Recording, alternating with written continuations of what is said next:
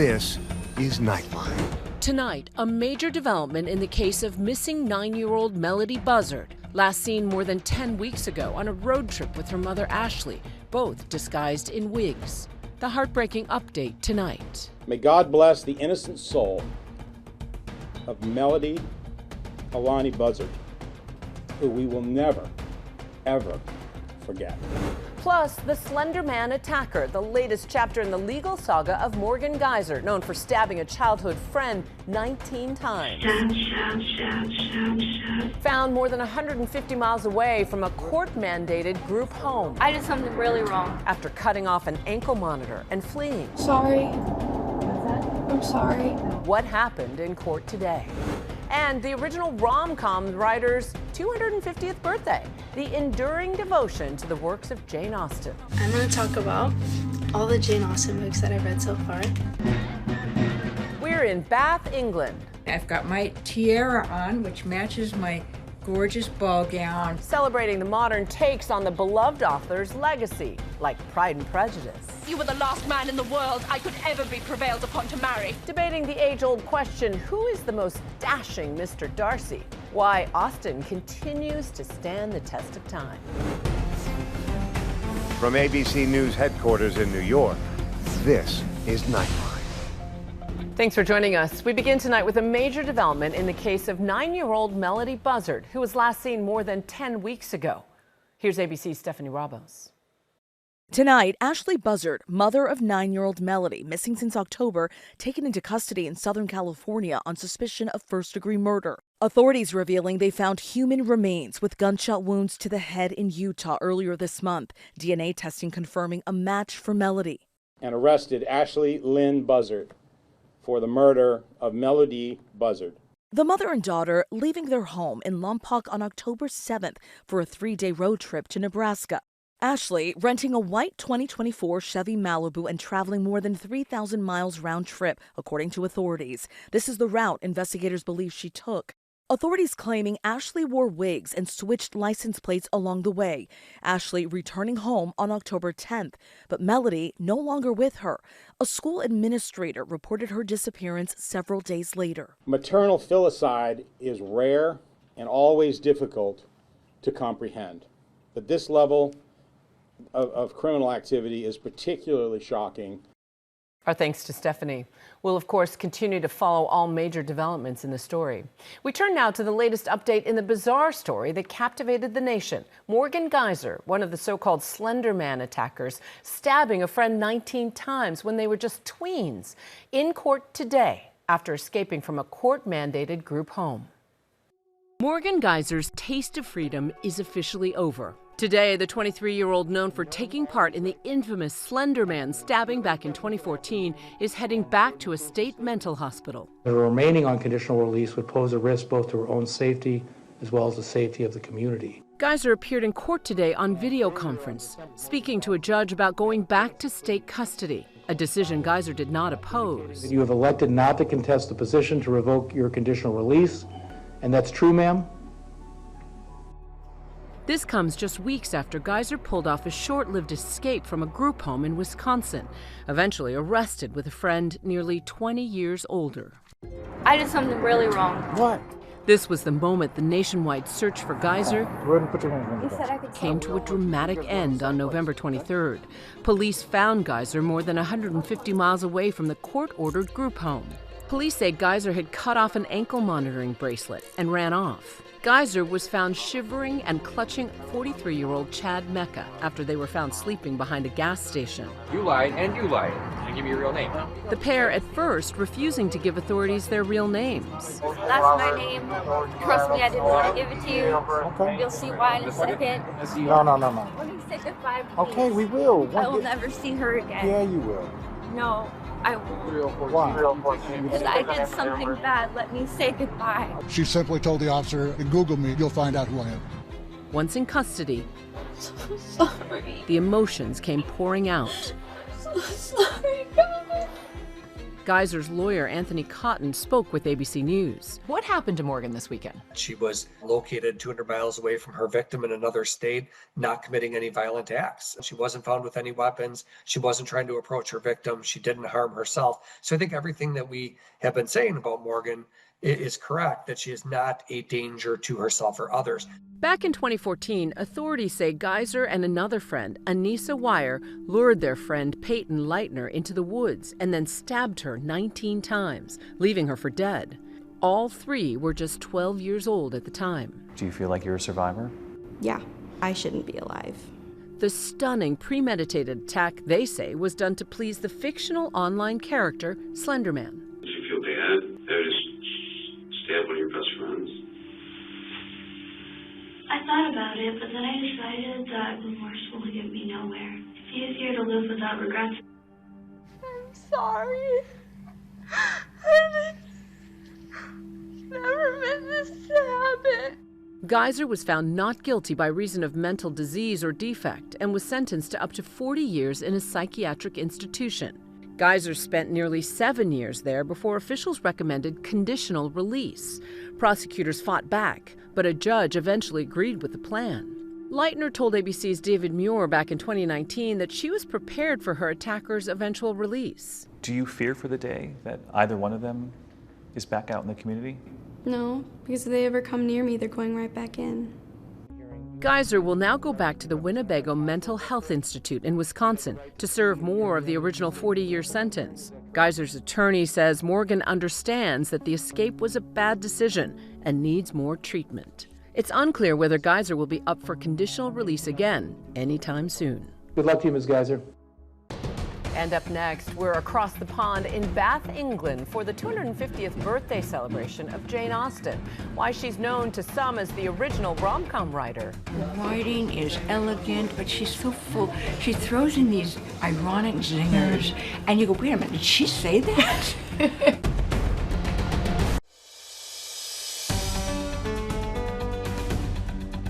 They call themselves Janeites, Jane Austen superfans who come from around the world to celebrate the beloved author. This year, what would have been her 250th birthday. What makes them so obsessed? Here's ABC's Maggie Rulli. You really are stealing the show.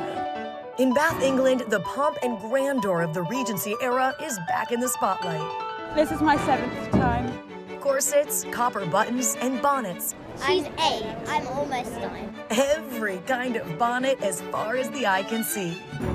Thousands of visitors streaming into the city to celebrate the 250th birthday of one of the most beloved authors ever. And are you a huge Jane Austen fan? Yes, Huge. I've read all the books and watched all the movies. Movies like Pride and Prejudice with Elizabeth Bennet as a fiery heroine, immortalized most recently on screen by Keira Knightley, and Matthew McFadden as the brooding Mr. Darcy. That you were the last man in the world I could ever be prevailed upon to marry. She and her sisters have come a long way since the first movie in 1940.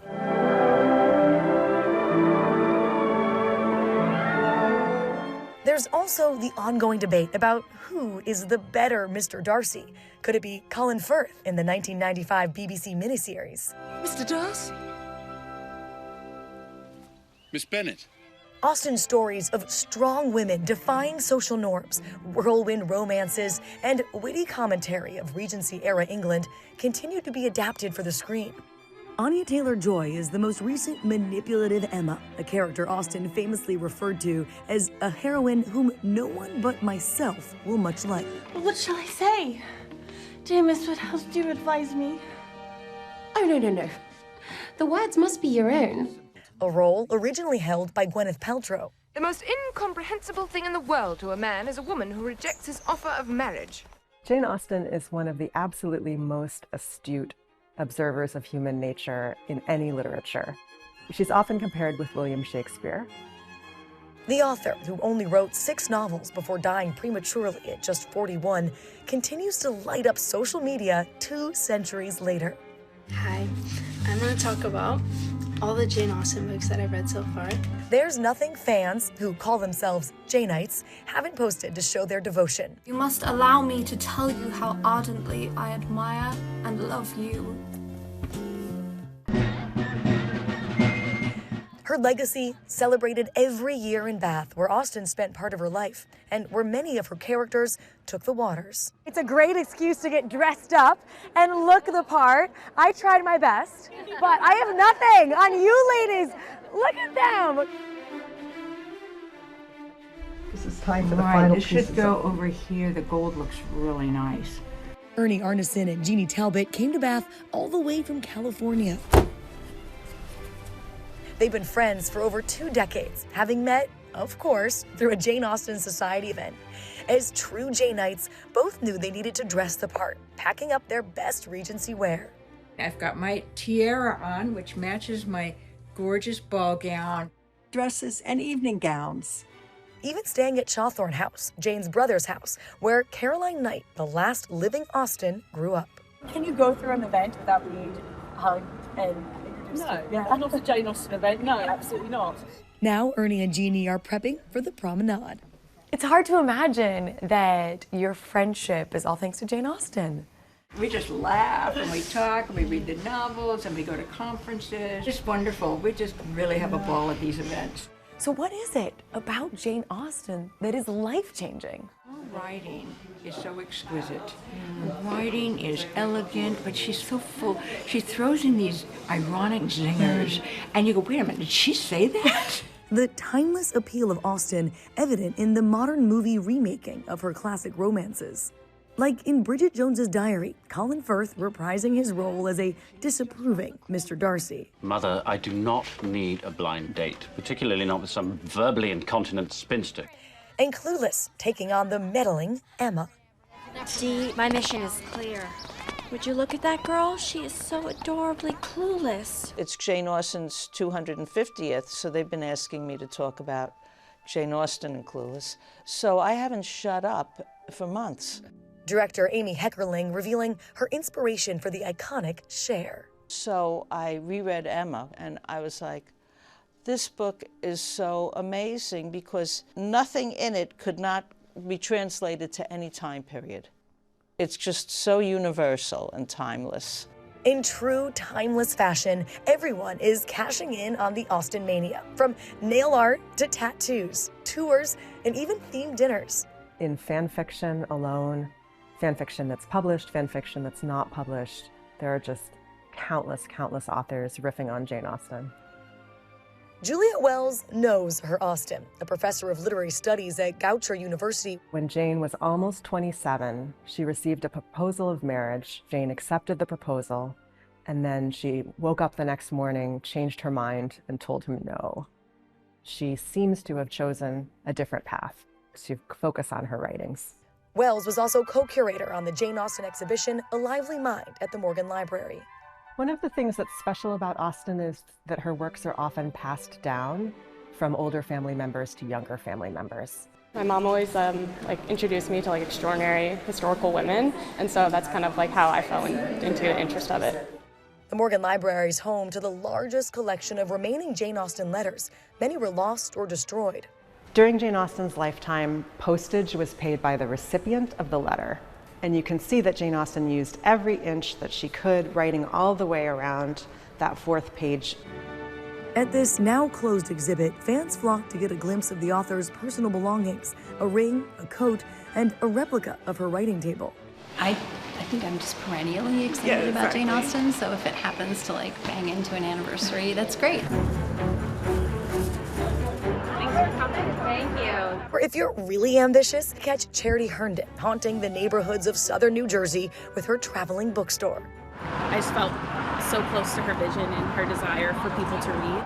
A few months ago, the 29-year-old created Austen Shelf, a van turned mobile bookstore. This is beautiful. Oh my goodness. I follow you on social media. I tried to kind of curate the titles that we have in our store for things that I think Jane Austen would enjoy if she were still here today. From the antique fireplace to the Regency green walls, the interior has been decorated to look like Jane Austen's sitting room. And of course, tucked in the corner, the life-size cutout of Mr. Darcy sparks many a debate. I've had some people tell me that this isn't their favorite Mr. Darcy, but I've also had a lot of people tell me that they absolutely love him and he's my favorite Mr. Darcy. Now, she's focused on delivering Jane Austen's timeless message. Everyone's experienced love, everyone's experienced loss. That's why Jane Austen's writings have really stood through the test of time.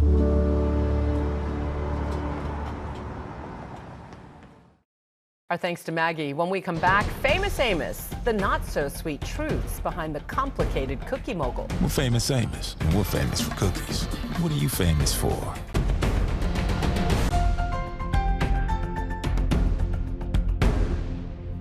So if you have a sweet tooth, and even if you didn't, there's a good chance you've had a Famous Amos cookie. There is no better person to retell the rise of Wally Amos's cookie empire than Sarah Amos, his daughter.